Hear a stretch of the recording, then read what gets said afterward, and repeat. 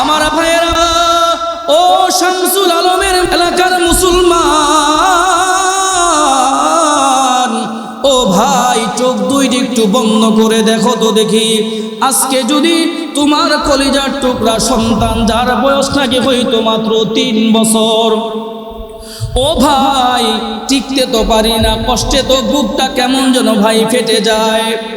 ছোট্ট ছোট্ট মাসুম বাচ্চাগুলো বয়স যাদের মাত্র 3 বছর, এই মাসুম বাচ্চা তাকে যখন হাসপাতালের বেডের মধ্যে শোয়া রাখছে, জিজ্ঞেস করে আইনা আবি আইনা উম্মি, ছোট ছোট বাচ্চাগুলো জিজ্ঞেস করে আমার বাবা কোথায়, আমার মা কোথায়, আইনা আখি আইনা উখতি, ছোট ছোট বাচ্চাগুলো চোখের পানিগুলো ছেড়ে দিয়ে বারবার জিজ্ঞেস করে আমার বাবা কই, আমার মা কই। সন্তানটা জানে না ওর বাবাকে কিছুক্ষণ আগে বোমা মেরে ফেলা হয়েছে, ওই সন্তান জানে না মা দুনিয়ার মধ্যে এখন বেঁচে নাই। ছোট ছোট বাচ্চা হাসপাতালের বেডের মধ্যে শুয়া শুয়া শুধু আসমানের দিকে তাকায়া তাকায়া কি যেন তারা বলে, মনে হয় এই ছোট ছোট বাচ্চাগুলো তাকায়া তাকায়া বলে ও আরবেরা, আইনাল আরব, ও আরবেরা তোমরা কোথায়, তোমরা একটু তাকায়া দেখো, আমাদের মা নাই, আমাদের বাবা নাই, তারপরেও তো আমরা ঈমান ছেড়ে দেই নাই। ছোট্ট ছোট্ট বাচ্চাগুলো হাত উড়ে গেছে, পা উড়ে গেছে, চোখে দেখে না, খাদ্য নাই। ওই যে ফিলিস্তিনের মুসলমান, তাদের ঘরের মধ্যে ভাই খাবার নাই, পানিও নাই, কোনো কিছু নাই। হাসপাতালের মধ্যে ইহুদি নাসারাগুলো বোমা মেরে একসাথে 500-600 জন মানুষকে তারা মেরে ফেলেছে। ওরে নারায়ণগঞ্জের মুসলমান, আজকে যদি তোমার একটা সন্তান ভিক্টোরিয়া হাসপাতালের মধ্যে ভর্তি থাকতো, তোমার একটা কলিজার টুকরা সন্তান যদি এরকম ভাবে খানপুর হাসপাতালের মধ্যে ভর্তি থাকতো, তুমি নিজে একটা প্রশ্ন করো তো, তোমার মধ্যে কেমন লাগতো রে ভাই? ওই বোন জানে না সে কিছুক্ষণ আগে স্বামী হারা হয়ে গেছে, কত মা আসমানের দিকে তাকায়া তাকায়া শুধু আল্লাহকে ডাকে আর চিৎকার দিয়ে বলে আল্লাহ, ও আল্লাহ, তোমার এই ঘর বাইতুল মুকাদ্দাসের জন্য আল্লাহ আমরা জীবন দিচ্ছি। 1 বছর নয়, 2 বছর নয়, প্রায় 75 বছর যাবত আমরা লড়াই করতেছি। ছোট ছোট বাচ্চাগুলো, বিধবা মহিলাগুলো, বৃদ্ধ মহিলাগুলো পর্যন্ত চিৎকার করে, তাদের চিৎকারের কারণে আল্লাহ পাক রব্বুল আলামিনের আরশ পর্যন্ত কেঁপে উঠে রে ভাই। ওরে বাংলাদেশের মুসলমান, তোমার মা যদি হাসপাতালের বেডের মধ্যে 1 সপ্তাহ যাবত শুয়ে থাকে, তোমার কলিজাটা কেমন করে সহ্য করবা তুমি? তোমার ভিতরে বিন্দু পরিমাণ শান্তি লাগে না। তোমার মার যদি ডেঙ্গু জ্বর হয়, তুমি মসজিদের মধ্যে যে ইমাম সাহেবকে বলে ও হুজুর একটু মায়ের জন্য হাতটা তুলে একটু দোয়া কইরা দিয়েন। আজকেও আমার কাছে অনেক মুসল্লি বলেছে হুজুর আমার মায়ের জন্য একটু দোয়া করবেন, আমার বাবার জন্য একটু দোয়া করবেন। বাবার ডেঙ্গু হয়েছে, মা ডেঙ্গুর কারণে হাসপাতালের মধ্যে ভর্তি আছে। ওরে নারায়ণগঞ্জের মুসলমান, তোমার কি একটু মায়া লাগে না? তোমার চোখ দিয়ে একটু পানি আসে না ফিলিস্তিনের মুসলমানের জন্য? আজকে যদি তোমার ভাই হইতো, আজকে যদি তোমার কলিজার টুকরা সন্তান হইতো, তুমি কিন্তু ভাই সহ্য করতে পারতা না। চিৎকার দিয়ে বলো কথা ঠিক কি ঠিক না? ও নারায়ণগঞ্জের মুসলমান, আমরা তো বলি আমার দেশের মুসলমান যেমন আমার ভাই, ফিলিস্তিনের মুসলমানও, আফগানিস্তানের মুসলমান, চেচনিয়া, বসনিয়া, ইরাক, ইরানের মুসলমানরা আমাদের কলিজার টুকরা ভাইয়ের মতন আপন। তাহলে যত জায়গায় মুসলমান নির্যাতিত নিপীড়িত, ভাই ঠান্ডিতে ঘুরে নির্যাতিত নিপীড়িত যত জায়গায় মুসলমানরা আছে, আমরা সব সময় এই নির্যাতিত নিপীড়িত মুসলমানদের পাশে থাকবো তো ইনশাআল্লাহ। প্রিয় ভাইয়ের আমার, আমি যে আয়াতে কারিমা আপনাদের সামনে তেলাওয়াত করেছি, গোটা দুনিয়ার দিকে এখন তাকাইলে দেখা যায় রসুল হাদিসের মধ্যে বলেছেন, আল কুফরু মিল্লাতুন ওয়াহিদা, কাফেররা হলো সব এক, সব একটা ইউনিটের মতন। কিন্তু মুসলমান আমরা কেন যেন একটা ইউনিট হতে পারতেছি না।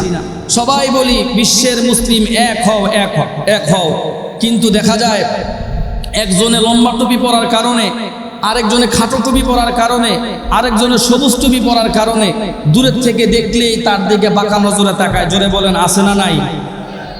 একজনে একটু খাটো পাঞ্জাবি পরছে, দেখা বলে স্টাইল করে, আরেকজন একটু লম্বা পাঞ্জাবি পরছে, দেখা বলে দরবেশ। আছে না নাই?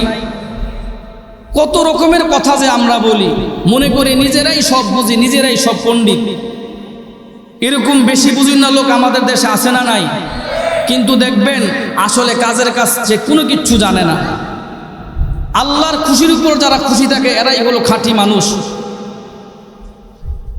ইন্ডিয়ার একটা কথা বলি, এক লোক ট্রেনের সামনে গেছে, অনেক দূরে সফর করবে, লং জার্নি, অনেক শত শত কিলোমিটার দূরে যাবে। ট্রেনের সামনে যখন গেছে, যাওয়ার পর দেখে ট্রেনে অনেক ভিড়, ধাক্কাধাক্কি করে কোনো রকম উঠবে, তো একটা হাত দিয়ে ট্রেনের মধ্যে উঠছে। উইঠা দেখে মাথার মধ্যে পূজা, ডানে ঘুরলে বামে ঘুরতে পারে না, বামে ঘুরলে ডানে ঘুরতে পারে না। এরকম পরিস্থিতি কেউ পড়ছেনি আপনারা কখনো? এই রংপুর ডিস্ট্রিক্টের গাইবান্ধার মানুষ, দূরের ডিস্ট্রিক্ট মানুষ বুঝবে। ঈদের সময় যে যেরকম আছে বলে ভাই এরকম থাকে, আঁকা বাঁকা হয়ে না, বলে কি বলে না? ভাই দেশের থেকে আসছেন কেমনে? দেশের মতো রবটের মতো আসছি। কে কয় 8 ঘন্টা আগে যখন লঞ্চ ছাড়ছে, যেইভাবে এরকম কাত হয়ে বইছিলাম ওরকমই ছিলাম, বাঁকার হইতে পারি না। মানে এমন জাতি বাঁকা হইলে আর জন্য কিল খাওয়ার সম্ভাবনা আছে কি নাই? নারায়ণগঞ্জ থেকে ট্রেন ছাড়ে, এরকম দশা মাঝে মাঝে আমিও পড়ছি এরকম বাটে। তো ট্রেনের মধ্যে উঠা ও শুধু এদিক সেদিক তাকায়, অনেকক্ষণ তাকায় টুকায়া চিন্তা করে বসবে কই, বসার মতো জায়গা নাই, নিচেও বসতে পারে না। তো ট্রেনের মধ্যে যেখানে মালামাল রাখে দেখে ওই জায়গাটা ফাঁকা। ও করছে কোনো রকম, চালাক মানুষ, হাত দিয়া না ঝুইলা জানলার মধ্যে পাড়া একটা দিয়া টাস করে যায় ওই জায়গার মধ্যে যায় বৈশা পড়ছে। একটা কথা আছে, বসলে দিলে শুইতে দিতে হয়, শুই হইয়া ডুইকা কুড়াল হইয়া বাইরেছে, একটা কথা আছে না নাই? এ কোনো রকম ফাঁক পাইয়া বৈশা কয় বসটি যেহেতু দেখে শোয়া যায় কিনা, তো লাইতে যেতে মানুষের মালামাল সরে শুয়েই পড়ছে। তো যখন শোয় তখন জামা কাপড় সব কিছু গায়ের থেকে পড়ছে, খুইলা মাথার নিচে বালিশ বানাইছে, ব্যাগটা বালিশের মতো দিয়া শুইয়া চিন্তা করতেছে, আল্লাহ তুমি যদি আমারে এই হাত পাগুলা না দিয়া নাট বল্টু সিস্টেম করে দিলে হাত পাগুলা, তাইলে তো আমি স্ক্রু ড্রাইভার দিয়া এগুলা পাটে সব খুলতাম। খুইলা টুইলা এই যে ট্রেনের মধ্যে আমি দাঁড়াইতে পারতাছি না, কত কষ্ট। এগুলা ব্যাগের মধ্যে বইরা মাথার মধ্যে দিয়ে শুয়ে থাকতাম। আবার যখন ট্রেন থেকে নাইমা যাইতাম, এগুলো ব্যাগটা নামাইয়া আবার স্ক্রু ড্রাইভার দিয়া প্লাস দিয়া সব লাগাই লুবে আবার হাঁটা শুরু করতাম। বুঝছেন নি কি নিয়ত করতেছে? আল্লাহর দেওয়া পাও, আল্লাহর দেওয়া হাত আর ভাল লাগতেছে না। এখন বলে কি রবটের মতো স্ক্রু ড্রাইভারটা সে খুলবে। চিন্তা করতে করতে করতে করতে ঘুমায় গেছে। পরের স্টেশন যখন আসছে, চিঠি যখন নাকি বলে সবাই নামেন, ও তারা হইরা কইরা ঘুমের থেকে উঠছে। উইটা যেই নামবে, নামার সময় দেখে কিরে মাথার নিচে ব্যাগ নাই, মাথার নিচে যে দিয়ে যেটা শুয়েছিল জামা কাপড় কিচ্ছু নাই। ট্রেন স্টেশন থেকে নাইমা অনেকক্ষণ খোঁজাখুঁজি করতেছে, কিচ্ছু খুঁজা পায় না। না পায়া রেল স্টেশনের মসজিদের মধ্যে ঢুকছে, অজু কইরা সুন্দর করে নামাজ পড়া 2টা হাত তোলা চিৎকার শুরু করছে। এখন বলে, আল্লাহ আজকে বড় একটা বিপদ থেকে তুমি আমার আল্লাহ বাঁচাই দিছি। কি বিপদ? সেই আল্লাহর কাছে বলে, আল্লাহ যেই চিন্তা করতে করতে আমি ঘুমাইছিলাম, আমার হাত পা সব নাট বল্টুর মতো থাকবো, এগুলো আমি স্ক্রু ড্রাইভার দিয়ে খুইলা আমি সব ব্যাগের মধ্যে রাখতাম, ব্যাগের মধ্যে রাইখা ব্যাগ মাথার নিচে দিয়ে ঘুমাইতাম। আল্লাহ চোরে যেরকম ভাবে আজকে আমার জামা কাপড় সব কিছু নিয়ে পালায়া চলে গেছে, আমার হাত পাও আর নাক যদি মাথা যদি ওই ব্যাগের মধ্যে থাকতো, চোরে তো আমার হাত পাও সব কিছু নিয়ে পালায়া চলে যেত। কথা ঠিক কি ঠিক না? বাবার 14 ঘন্টা জায়গা বিক্রি করে ওই হাত আর পাও জীবনে খুঁজা পাইতাম না। জোরে বলেন কথা ঠিক কি ঠিক না? চিন্তা করে দেখেন, আল্লাহর দেওয়া হাত, আল্লাহর দেওয়া পা যার যার কাছে ভালো লাগে না, আল্লাহর দেওয়া টাকা পয়সা যার যার কাছে দেখতে ভালো লাগে না। তোমারও কিন্তু কাকু এই দশা হইতে পারে, দেখবা চোরে ওদের এরকম ভ্যাগ নিয়ে পালায় গেছে, তোমারও হাত পা নিয়ে পালাইয়া দেখতা অন্য যার সাগর পারো দিয়া অন্য দেশে চলে যেত। জোরে বলেন কথা ঠিক কি ঠিক না? প্রিয় ভাইয়ের আমার, এটা আমাদের বুঝতে হবে, আল্লাহ যা করেন কিসের জন্য করেন? আল্লাহ যা করেন তাতে আমরা খুশি না বেজার? সব সময় খুশি। কেমন খুশি? এই যে দেখেন মাদ্রাসার ছাত্রগুলো যে একটা প্রদর্শনী দেখাইছে, আমার তো মনে হয় এই শামসুল আলমের মোড়ে আগে পরে পঞ্চবটির থেকে নিয়ে বক্তবলির এদিক থেকে নিয়ে গোলাইল থেকে এই পার পর্যন্ত চরকাশিপুর দিকে এই পর্যন্ত আগে পরে মনে হয় 10 বার করে দেখছিলেন সবাই। কে কে দেখছেন হাত তোলেন তো। সুবহানাল্লাহ। ওই যে একজন দেখছে, কই দেখছিলেন? এখানে দেখছেন। দেখছেন চালাক কত? আমি দেখছি, আমি জিজ্ঞেস করছি আগে দেখছেন নি? আগে না দেখে এই জায়গায় দেখছে। জিজ্ঞেস করছে কই থাকো? কই বাংলাদেশে। আর জানি তুমি এটা বাংলাদেশ, কোন জায়গায়? এই যে এই জায়গায়। এটা নোয়াখাইল্লা প্যাস। কি প্যাস ভাই? নোয়াখাইল্লা প্যাস। এটা হলো অনেক সময় বরিশালের মানুষ দেখবেন জিগায় একটা বলে আরেকটা।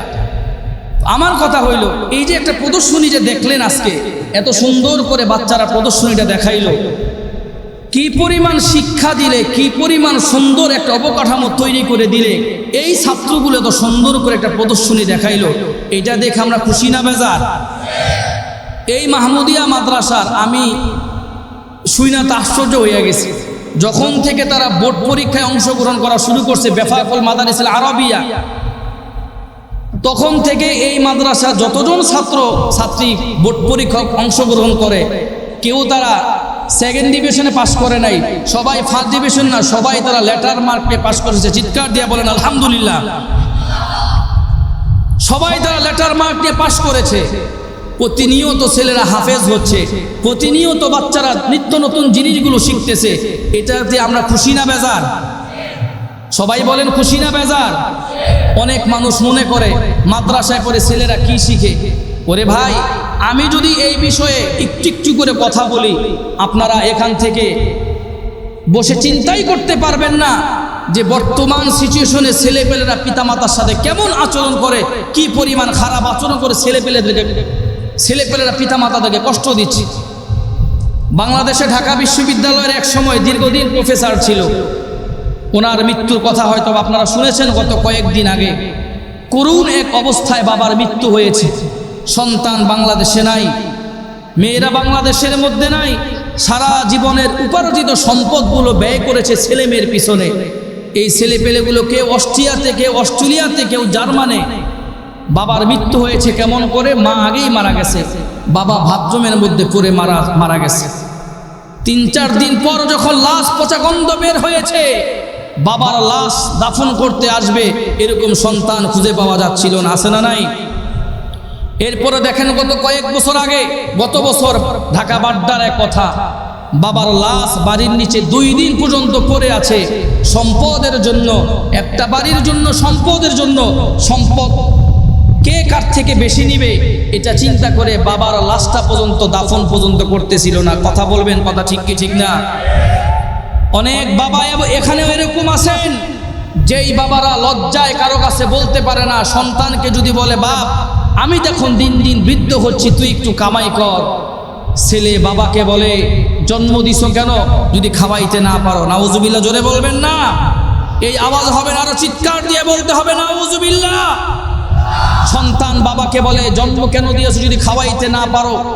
মা যদি সন্তানকে বলে বাবা এত রাতে কোত্থেকে আসলি, সন্তান মাকে বলে এত ক্যাট ক্যাট ক্যাট ক্যাট কেন করো?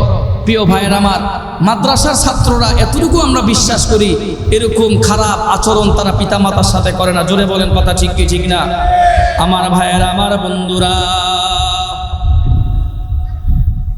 আল্লাহ পাক রব্বুল আলামিন প্রত্যেকটা সন্তানকে পিতামাতার সাথে কেমন আচরণ করা লাগবে, পিতামাতার সাথে কেমন আচরণ করা লাগবে, মায়ের সাথে কেমন আচরণ, বাবার সাথে কেমন আচরণ করা লাগবে, আল্লাহ পাক রব্বুল আলামিন কোরআনের মধ্যে জানিয়ে দিয়েছে। ওয়াকুল্লাহুমা কওলান কারীমা। আল্লাহ পাক রব্বুল আলামিন জানিয়ে দিয়েছেন, ও দুনিয়ার সন্তানেরা, তুমি তোমার বাবার সাথে নরম ভাষায় তুমি কথা বলো, তুমি তোমার মায়ের সাথে নরম ভাষায় তুমি কথা বলো। ও দুনিয়ার সন্তানেরা, মার চেহারার দিকে তাকাইয়া চোখ রাঙাইয়া তুমি কোনো কথা বলবা না, মায়ের সাথে তুমি ধমক দিয়ে কোনো কথাবার্তা বলবা না। মাদ্রাসার মধ্যে যে সন্তানটা পড়ে, এই সন্তান একবার চিন্তা করে, আমি যদি আমার মায়ের চেহারার দিকে চোখ রাঙাইয়া কথা বলি, আমি যদি আমার বাবার চেহারা দিকে চোখ রাঙাইয়া কথা বলি, আল্লাহ পাক রব্বুল আলামিন আমাকে জাহান্নামের আগুনের মধ্যে জ্বালাবে। এই জন্য সন্তানেরা পিতার চেহারা দিকে, মায়ের চেহারা দিকে চোখ রাঙাইয়া কথা বলে না। আল্লাহ পাক রব্বুল আলামিন জানায়া দিয়েছেন, ও দুনিয়ার মানুষেরা, তোমরা তোমার পিতা মাতার সাথে কথা বলবা নরম ভাষায়। জোরে বলেন কথা ঠিক কি ঠিক না? আমার ভাইয়েরা, আমার বন্ধুরা, আল্লাহ পাক রব্বুল আলামিন এই সমস্ত কওমি মাদ্রাসাগুলো আমাদের জন্য, জাতির জন্য দুর্গ হিসাবে বানিয়ে দিয়েছেন। জাতির দুর্গ কেমন? ছোট্ট একটা ঘটনা বললে আপনারা সবাই বুঝতে পারবেন। শুনতে রাজি আছেন তো? ওই যারা যারা উঠাউঠি করতেছে, কেবে পেশাব ধরছে না ডায়াবেটিস? কিরে ভাই,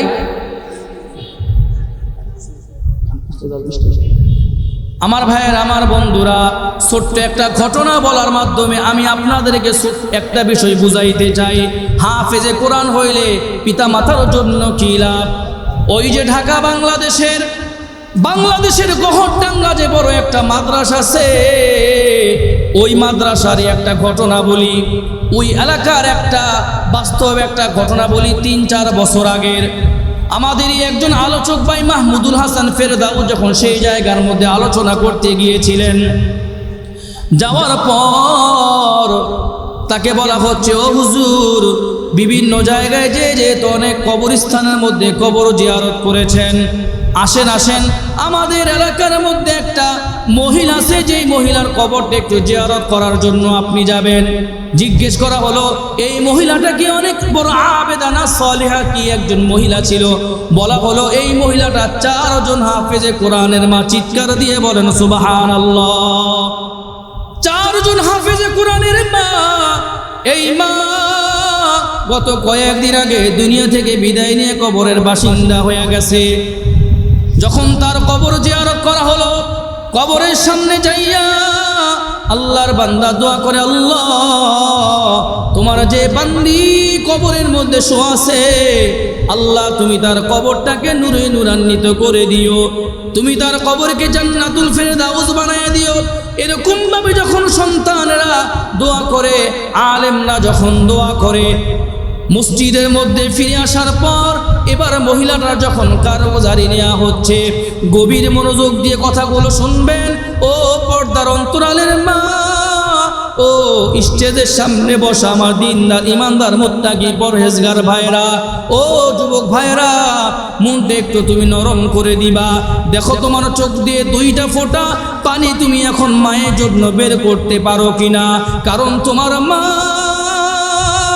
তুমি যখন ঘর থেকে বের হয়ে যখন তুমি কাজের মধ্যে যাও, একজন মানুষ যায় নামাজে বিছাইয়া তোমার জন্য চোখের পানি ফেলে।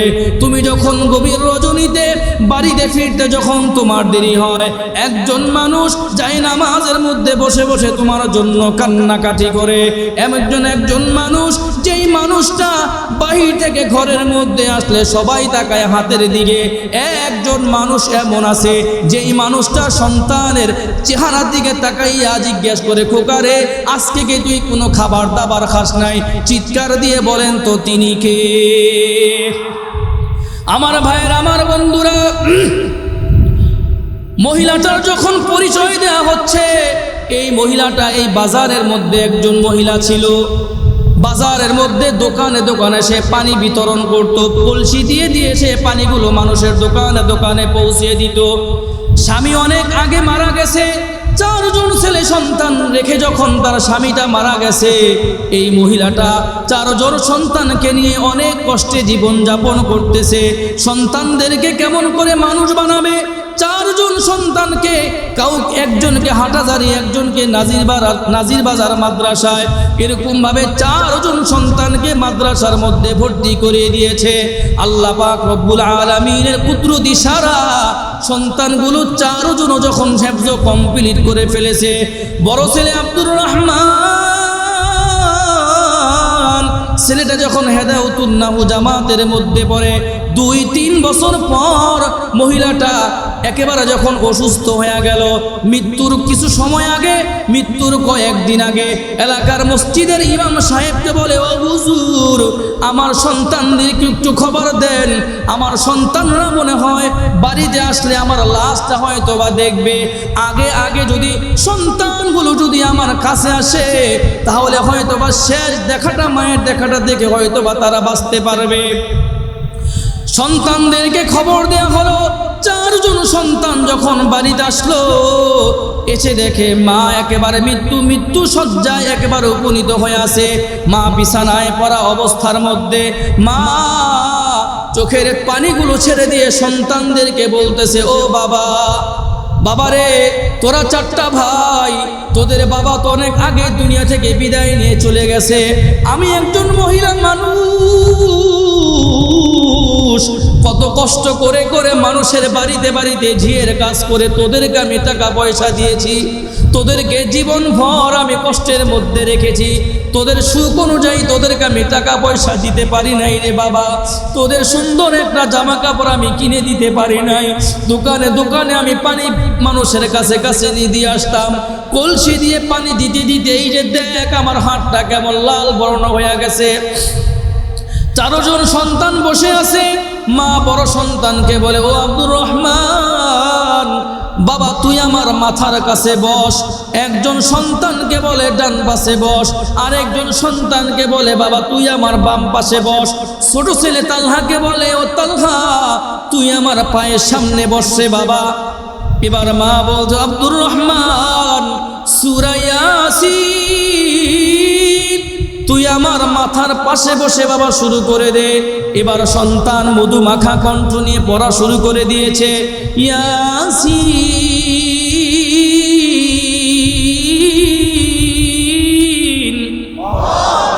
ওয়াল কুরআনিল হাকীম।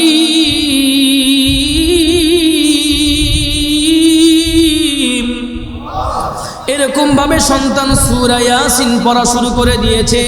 2 মুবিন যখন হয়ে গেল, মা বলে, ও বাবা তুই তোর পড়াটা একটু থামায়া দে। এবার মাঝখানে সন্তানকে বলে, ও মেরু ছেলে, তুমি আবার সূরা মুলুক তুমি আমার সামনে পড়া শুরু করে দাও। মেরু ছেলেটা যখন সূরা মুলুক পড়া শুরু করে দিয়েছে, 1 পৃষ্ঠা যখন শেষ হয়ে গেল, মায়ের চোখ দিয়ে টপ টপ টপ টপ করে পানি পড়তেছে। মা চিৎকার করে সন্তানগুলো মায়ের পায়ের পাশে বসে, মাথার পাশে বসে পড়ে সন্তানগুলো চোখ দিয়ে পানি ফেলতেছে। মা বারবার বলে, ও বাবা, আমি কত বড় একজন সৌভাগ্যবান মা, আমার মৃত্যুর সময় আমার মাথার পাশে বসে, পায়ের পাশে বসে বসে সন্তানরা কোরআন তেলাওয়াত করতেছে। ও ভাই, এমনরকম বহু মানুষ আছে যেই মানুষটা রোডে মারা যায়, রাস্তায় মারা যায়, অথবা বাড়ির মধ্যে মারা যায়, বাড়ির মধ্যে বসে মাথার পাশে বসে কোরআন পড়ার মতন একজন মানুষ পাওয়া যায় না। চিৎকার দিয়ে বলেন কথা ঠিক কি ঠিক না? এবার এই সন্তানগুলো মায়ের পাশে বসে বসে বসে কোরআন তেলাওয়াত করে, মাও কাঁদে, সন্তানগুলো চোখের পানি ছেড়ে ছেড়ে কাঁদতেছে। এবার 3 নাম্বার সন্তানটাকে মা বলে, ও বাবা, তুমি এবার পবিত্র কোরআন থেকে সূরা ওয়াকিয়া তুমি পড়া শুরু করে দাও। সন্তান যখন সূরা ওয়াকিয়া পড়তেছে, পড়তে পড়তে পড়তে পড়তে ফি জান্নাতি ওয়া নাঈম আলা সুরুরিম মাসফুফা, পবিত্র কোরআনের জান্নাতের আয়াতগুলো যখন পড়া শুরু করে দিয়েছে, আমার মুখের দিকে তাকান। এবার মা জিহ্বাটা বের করে বারবার কেমন যেন এরকম করে চাটতেছে। সন্তান দেখে মা জিহ্বাটা দিয়ে ঠোঁটগুলো বারবার বারবার করে চাটতেছে। সন্তান জান্নাতের আয়াতগুলো পড়ে, জান্নাতের আয়াত যখন পড়ে মা বারবার জিহ্বাগুলো চাটে। সন্তান জিজ্ঞেস করে, ও মা, তুমি কি পানি পান করবা নাকি? মা বলে, বাবারে না না আমি তো পানি পান করব না। তুই যখন জান্নাতের আয়াত পড়া শুরু করে দিলি আমার মুখের মধ্যে কেমন যেন মধু কে যেন ঢেকে দিয়ে চিৎকার দিয়ে বলেন সুবহানাল্লাহ। মা কুরআন আয়াত শুনে মার মুখটা কেমন যেন মিষ্টি হয়ে গেছে। এবার মা চতুর্থ সন্তানকে বলে, ও তালহা বাবারে তুই আমার পায়ের সামনে বসে এবার তুই সূরা রহমান পড়া শুরু করে দে। চিৎকার দিয়ে বলেন না সুবহানাল্লাহ। চতুর্থ সন্তান সূরা রহমান পড়া শুরু করে দিয়েছে। পড়তে পড়তে পড়তে পড়তে 1-2 পৃষ্ঠা যখন পড়া শুরু হয়ে গেছে এবার মা সন্তানদেরকে বলে, ও বাবা তোরা চাপ আমার ঘরের মধ্যে কি সুন্দর পাগড়ি পরা সুন্দর জুব্বা পরিহিত কারা যেন আসতেছে। বাবারে তোরা একটু চাপ আমার নাকের মধ্যে জান্নাতের ঘ্রাণ আমি পাচ্ছি, তোরা একটু তাড়াতাড়ি করে চাপ। মা সন্তানদেরকে যখন সরাইয়া দিল কিছুক্ষণ পর যখন মায়ের শিওরের পাশে বসে বসে সন্তানগুলো তাকায়া দেখে মা মধুর কালেমা পড়া শুরু করে দিয়েছে। সবাই বলেন লা ইলাহা ইল্লাল্লাহু মুহাম্মাদুর রাসূলুল্লাহ। মা মৃত্যুর আগে বড় সন্তানকে বলে গেল, ও বাবা তোদের যে ছোট ভাইটা আছে তালহা ওকে কোনোদিনও তোরা কোনো কষ্ট দিবি না। বাবার আদরও পায় নাই, আমি মা পরিপূর্ণভাবে ওকে আদর যত্ন পর্যন্ত করতে পারি নাই, তোদের হাতে ছোট ভাইকে তুলে দিয়ে গেলাম। এই সন্তানকে কোনো সময় কষ্ট দিবি না। আমার ভাইয়ের আমার বন্ধুরা, ছোট ভাই কাঁদে, বড় ভাই কাঁদে, মেজো ভাই কাঁদে, সেজো ভাই কাঁদে, সবাই যখন কান্নার রোল পড়ে গেছে মা মৃত্যুবরণ করেছে। গহরডাঙ্গা মাদ্রাসার মধ্যে সংবাদ দেয়া হলো, ওই যে মহিলাটা কাজের বুয়ার কাজ করতো, যে মহিলাটা বাড়ি থেকে পানি এনে যে দোকানে দোকানে পানিগুলো বিতরণ করত, ওই মহিলাটা মারা গেছে। 5 টাকা 10 টাকা যে তুলতো সন্তানদের জন্য। গহরডাঙ্গা মাদ্রাসার মধ্যে যখন লাশ নিয়ে যাওয়া হলো, গহরডাঙ্গা মাদ্রাসার অনেক বড় একজন মুহাদ্দিস সাহেব, তাকে বলা হলো, ও হুজুর এই সন্তানদের মায়ের জানাজা আপনি পড়ায়া দেন। এবার হুজুর বলতেছে, না না না তার জানাজার নামাজ আমি পড়াবো না, এই জন্য পড়াবো না। এই মহিলাটা অনেক বড় একজন সৌভাগ্যবতী মানুষ, এই মহিলাটা চান কপালওয়ালা মানুষ, কারণ তার 4 জন সন্তান কোরআনে হাফেজ। বড় ছেলেটা জানাজার নামাজ পড়ানোর মতন যোগ্যতা অর্জন করেছে। এবার গহরডাঙ্গা মাদ্রাসার মধ্যে হাজার হাজার ছাত্রর সামনে ওই যে আব্দুর রহমান যে অল্প কিছু পড়াশোনা করেছে, এই আব্দুর রহমান এবার মায়ের জানাজার নামাজ পড়িয়ে দিল। মায়ের জানাজার নামাজ পড়ানো যখন শেষ হলো, 4 জন সন্তান যখন কবরস্থানের মধ্যে গেল, কবরস্থানের মধ্যে যাওয়ার পর 4 সন্তান মিলে মায়ের কবরের মধ্যে নামছে মায়ের লাশটা দাফন করার জন্য। রাত্র যখন হয়ে গেল, লাশ দাফন করে যখন এই সন্তানগুলো যখন বাড়ির মধ্যে চলে আসে, গভীর রজনী রাত্র যখন 3টা বেজে গেছে, বড় ভাই ঘুম থেকে জাগ্রত হয়ে দেখে ছোট ভাই তালহা খাটের মধ্যে নাই। বড় ভাই পেরেশান হয়ে গেছে, তালহা গেল কোথায়। বড় ভাইয়ের মনের মধ্যে একটা চোট লাগলো, মনে হয় ছোট ভাই টিকতে না পেরে মায়ের কবরস্থানের পাশে চলে গেছে। বড় ভাই এবার ওযু করে যখন কবরস্থানের মধ্যে গেছে, যে দেখে দাঁড়াইয়া 11 বছরের তালহা মায়ের কবরের পাশে দাঁড়াইয়া আল্লাহ পাক রব্বুল আলামিনের কোরআন থেকে সূরা ইয়াসিন তেলাওয়াত করতেছে। চিৎকার দিয়ে বলেন না সুবহানাল্লাহ। ও শামসুল আলম এলাকার মুসলমান, এই এলাকার মুসলমান ভাইয়েরা, আমার বন্ধুরা, আল্লাহ পাক রব্বুল আলামিন একজন মায়ের 4 জন সন্তানকে কোরআনে হাফেজ বানায় দেওয়ার কারণে এই মায়ের মুখের মধ্যে মিষ্টির অনুভব ঘটায় দিয়েছেন। আমি আপনাদের কাছে জিজ্ঞেস করতে চাই, আল্লাহ পাক রব্বুল আলামিন যদি আমাদের সন্তানদেরকেও হাফেজ বানান, আমরা খুশি হব না বেজার হব? চিৎকার দিয়ে বলেন তো দেখি।